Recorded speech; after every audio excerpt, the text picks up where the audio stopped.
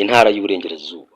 Intara iherereye mu burengerazuba bw'igihugu cy'u Rwanda yahawe umuyobozi mushya Jean Bosco Ntibitura, akaba abaye umuyobozi wa munani biha guca agahigo ko kugira abayobozi benshi bayiyoboye mu ntara zose z'u Rwanda. Intara y'Uburengerazuba iriho kuva mu mwaka w'ibihumbi bibiri na gatandatu nyuma y'amavugurura y'imitegekere y'igihugu yabaye mu mwaka w'ibihumbi bibiri na gatandatu. Muri ayo mavugurura habayeho kugabanya izari intara 12 zigabanywa mu ntara enye n'umujyi wa Kigali wa gatanu. Intara y'Uburengerazuba igizwe n'izari intara ya Cyangugu, ya Kibuye ndetse n'intara ya Gisenyi. Zose zashyizwe hamwe zirema intara y'Uburengerazuba izwi kuri iki gihe.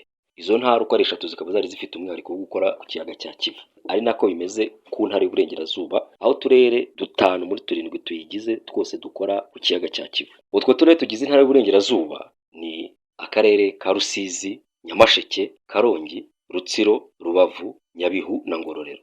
Kuva mu mwaka wa 2006 iyi ntara imaze kuyoborwa n'abaguverineri 8 aribo tugiye kurebera hamwe. Ku ikubitiro iyi ntara yayobowe na Sheikh Musa Fazil Harerimana. Sheikh Musa Fazil Harerimana yahawe kuyobora intara y'Uburengerazuba avuye ku buyobozi bw'iyari intara ya Cyangugu. Ni intara yayoboye igihe gito kuko nyuma y'amezi 3 gusa ayiyoboye yahise agirwa minisitiri w'umutekano mu gihugu. Ni umwanya yabayeho kuva mu 2006 agera mu 2016, imyaka 10 yose. Kuri ubu Sheikh Musa Fazil Harerimana ni umudepite mu nteko ishinga amategeko y'u Rwanda, aho ayibereye umuyobozi wungirije. Sheikh Musa Fazil Harerimana yasimbuwe na Madame Kantarama Penelope. Kantarama Penelope mbere yo kuyobora iyi ntara y'Uburengerazuba yari umukozi mu nteko ishinga amategeko umutwe w'abadepite. Kantarama Penelope yayoboye intara kuva mu mwaka wa 2006 agera mu 2008.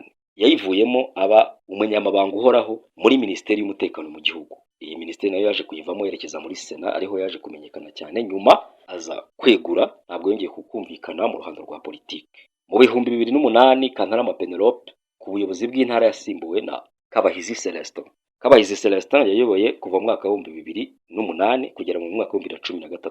Kabahizi Celestin mbere yo kuyobora intara y'Uburengerazuba yari umuyobozi wungirije w'ishuri rikuru rya Kigali ryigisha uburezi, Kigali Institute of Education KIE. Kabahizi Celestin yavuye ku buyobozi bw'intara y'Uburengerazuba atorewe kuba umudepite mu nteko ishinga amategeko y'umuryango uhuza ibihugu bya Afurika y'Uburasirazuba. Ni inteko izwi nka EALA, East African Legislation Assembly. Iyi nteko Kabahizi Celestin yivuyemo yeguye. Nawe mu ruhando rwa politike nta mwanya yongeye kugira ugaragara. Kabahizi Celestin ku buyobozi bw'intara yasimbuwe na Madame Mukandasira Caritas. Mukandasira Caritas yayoboye kuva mu kwezi kwa kabiri mu mwaka wa 2014 agera mu kwezi kwa 11 mu mwaka wa 2016.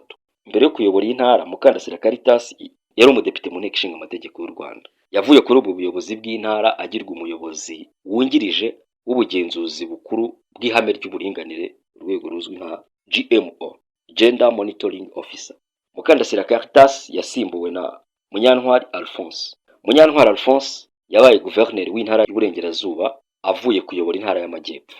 Nyuma yo gukurwa kuri uwo mwanya, Guverineri Alphonse Munyantwari nta wundi mwanya yabonye, gusa ntabwo yabayeho bucece, ahubwo yaje kongera kugaragara mu ruhando, agaragara muri siporo nyarwanda, by'umwihariko muri ruhago. Yabaye umuyobozi w'ikipe ya Polisi FC ndetse kuri ubu ni umuyobozi w'ishyirahamwe ry'umupira w'amaguru mu Rwanda Ferwafa. Munyantwari Alphonse kandi ari no mu buyobozi bw'umuryango uharanira amahoro binyuze mu kurwanya jenoside Aegis Trust hano mu Rwanda. Munyantwari Alphonse mu kwezi wa gatatu mu mwaka wa 2021 yasimbuwe na Habitegeko François.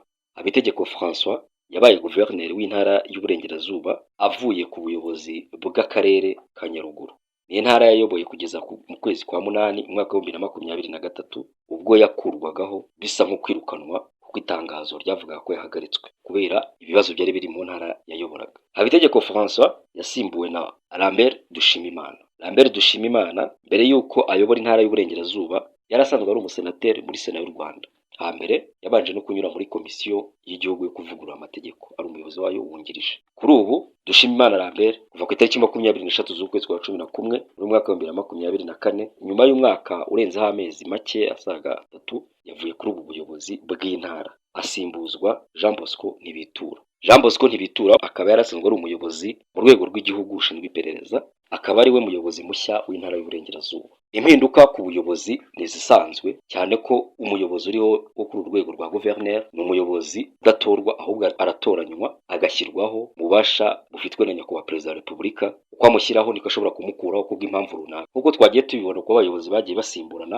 hari ubwo umuyobozi avaho ahawe izindi nshingano zisumbuyeho cyangwa yoherejwe ahandi akenewe, ariko hari n'ukurwa mu nshingano bitewe n'uko atari kuzuza neza icyo inshingano zimusaba. Uvuye mu nshingano hari ahandi yerekeje rimwe na rimwe hisumbuyeho cyangwa ahandi, ariko uvuyeho bigaragara ko ari imikorere itashimwaga, ni uko nta wundi mwanya ahita ahabwa. Ibi by'uko umuyobozi avaho agahita agenda nta wundi mwanya ahawe, by'umwihariko ugasanga n'itangazo risohotse rivuga ko yakuwe mu nshingano cyangwa se yasimbujwe, byatangiye kugaragara kuri Munyantwari Alphonse. Ubwo Munyantwari Alphonse yavagaho nta wundi mwanya yahise ahabwa, mu gihe abamubanjirije nka Fazil yavuyeho aba minisitiri w'umutekano, Penelope avaho aba umunyamabanga uhoraho muri minisiteri, Kabahizi ahava ajya kuba umudepite muri EALA, Caritas ahava ajya kuba umuyobozi wungirije w'urwego rw'ubugenzuzi rw'ihame ry'uburinganire.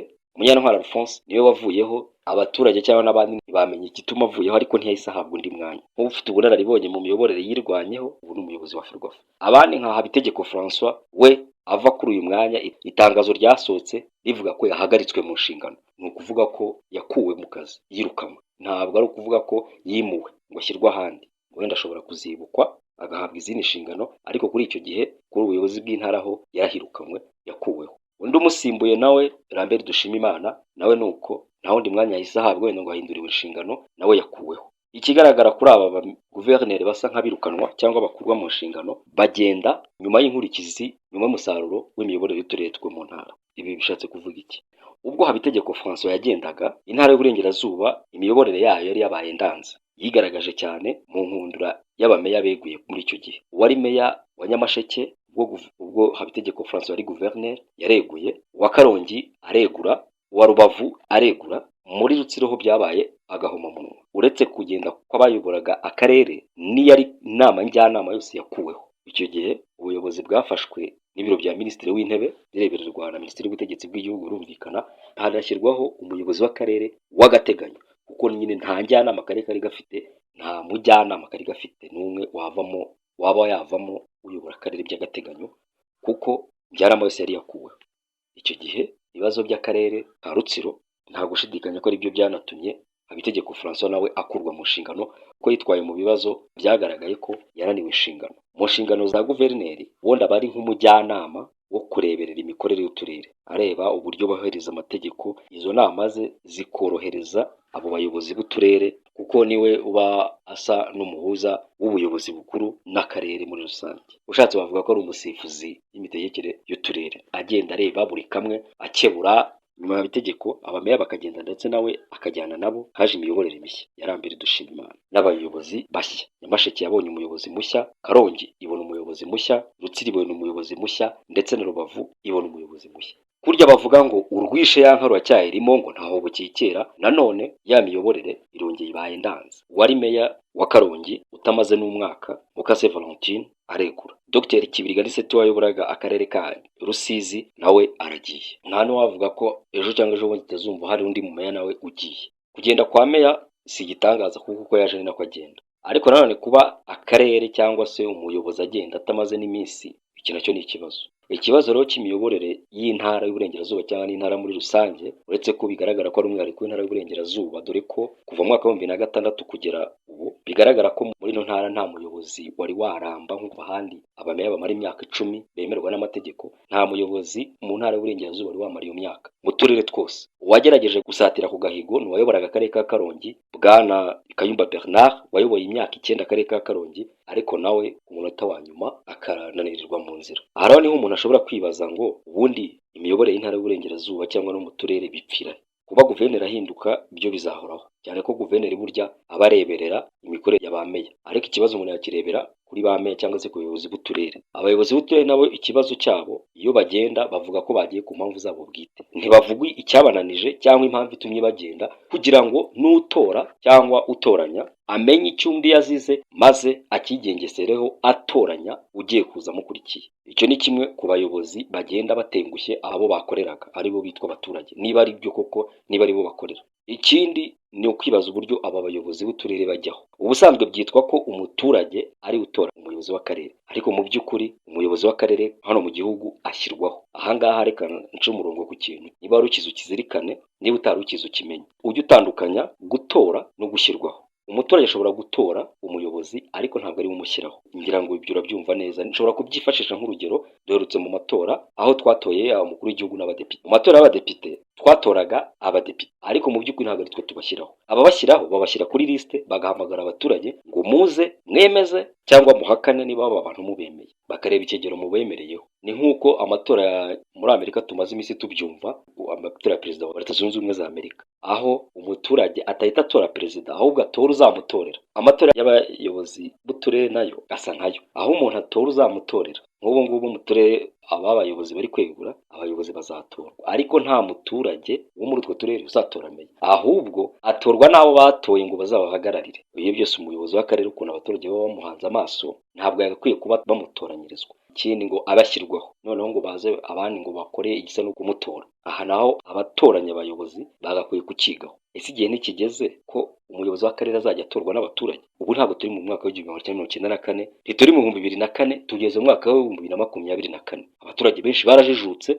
bashobora kuba batoranya umuntu noneho ko bari bo bamwitoreye, bashobora no kuba bamushyigikira bamurwanirira. Kuko niba mu isesengura bigaragara ko aba bayobozi rimwe na rimwe bananizwa, byumvikana ko bashobora kuba bakoroherezwa ni mu gihe bayoboye ababatoye. Utayoboye abo wahawe ngo uyobore hari uwagutoranyije. Ibi ngibi baba batoranya barabizi. Ikindi kandi nk'abanyarwanda bakwe igihe kirageze ngo abantu bajye bakoresha ukuri. Iyo nka minisitiri avuga ngo umuyobozi yeguye ngo mu ibaruwa yabonye ko ari ku mpamvu ze bwite, kandi nyamara yari amaze iminsi akurikirana mu mizi ikibazo cy'akarere runaka, azi impamvu itumye meya agenda ariko akavuga ngo agiye ku mpamvu ze bwite, kereka niba umuntu yafashe akarere ngo akayobore biba bibaye nk'umunani we cyangwa se akarima ke akagenda uko abishaka. Ariko ubundi bagakwiye kujya bavuga ngo ngiye ku mpamvu iyi n'iyi, kuko ni igihugu cyacu dukorera muri ya ntego iturangaje imbere yo kuvuga ngo ubumwe, umurimo, gukunda igihugu. Ibyo ni mu ntego y'igihugu cyacu. Rero nk'abagikunda reka dukoreshe ukuri. Meya y'umuyobozi w'akarere agiye ku mpamvu iyi n'iyi. Umuyobozi none niba mushaka ko umuturage